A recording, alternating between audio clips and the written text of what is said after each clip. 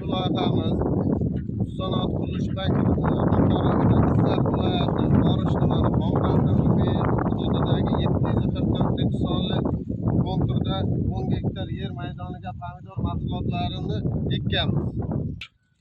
Ushbu ekilgan pomidor mahsulotli ekinimizni zamonaviy usulda parvarishlab kelmoqdamiz. Zamonaviy usulda sug'orish vositalarini tashkil qilganmiz.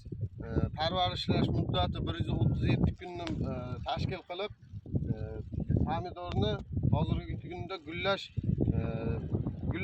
jarayonida ekanligimizga guvoh bo'lib turibmiz. Ushbu 10 gektarimiz 10 ta fuqaroga dehqon xo'jaligi sifatida ro'yxatdan o'tkazib yer maydoni ajratilgan. Ushbu 10 ta fuqaroni birlashtirib pomidor mahsuloti ekildi va lider tadbirkor Lazzat kafolat xususiy korxonasiga biriktirildi.